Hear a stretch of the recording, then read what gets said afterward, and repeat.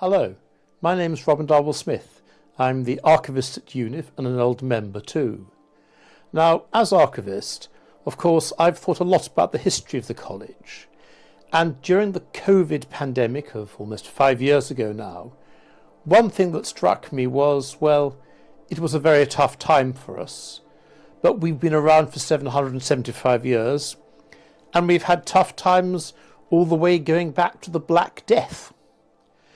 And I reflected on, well, some of the times that we've been through, the good and the bad, and quite a lot of them, of course. We have documents in our archive store, which is just behind me there.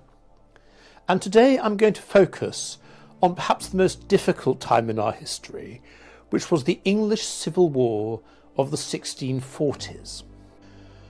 When the Civil War broke out in 1642, Univ and Oxford in general was affected in many ways.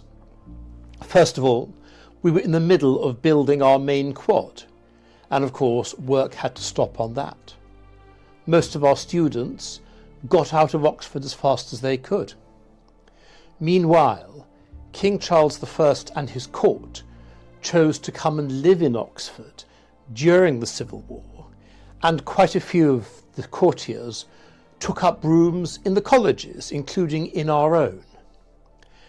And when you have the king and his court living with you, there are costs involved. We gave our silver plate to be melted down to make money, so that here at Univ we have no silver dating from before 1640. And there were also some financial implications. And now I'm going to focus on a rather remarkable document in our archives which sheds some light on the pressures which the then Master and Fellows came under when the King and his court were living in Oxford. So the document I brought out for you is a letter. It's dated the 27th of June 1643, and it's from King Charles I to the Master and Fellows of Univ, and it's signed by him too. Now, it's not actually written by him, because of course a secretary will have done that for him.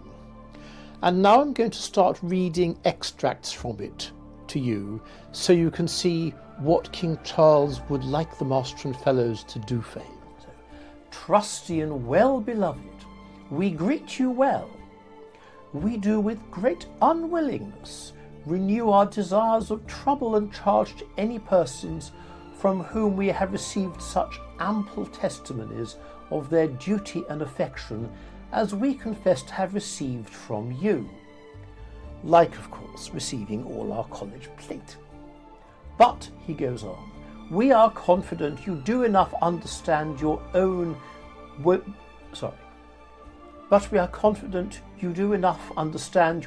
well-being to be so much comprehended in ours, that you will upon all occasions enter the utmost of your abilities to assist us. And please note the capital U at us. Okay, so the Master and Fellows are thinking, what's next? And therefore, we have thought fit to impart a business to you, wherein all well-affected persons about us have expressed great readiness and alacrity to serve us in undertaking severally to pay so many of our foot soldiers at 4 shillings the week for 1 month, as they think fit, in which, without any great burden to themselves, they advance ourselves in a very considerable degree. In other words, can you please help pay for our army? We do hereby recommend the consideration hereof to you, not doubting but you will so far express yourselves this way that we shall not be disappointed of our expectation. That is a very heavy royal hint.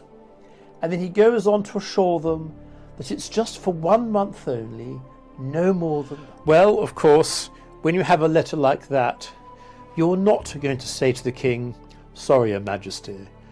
And so we did indeed, I believe, help pay for the king's army for a month. The war, of course, went on for a while after 1643, and the king lost. And in 1648, Parliament sent a delegation to Oxford to carry out a visitation of the university, which really was a purge of anyone who was unwilling to support the new regime. Here at Univ, our master was booted out and quite a few of the fellows, and new ones put in. The 1650s were a pretty rough decade for Univ. The new team were not terribly competent. We got into financial troubles.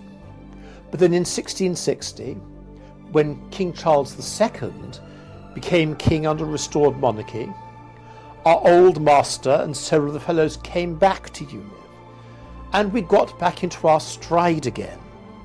The main quad was finished at last. I can give you a little symbol of this. In 1641, the Dutch artist Abraham van Linger had created some painted windows for our chapel.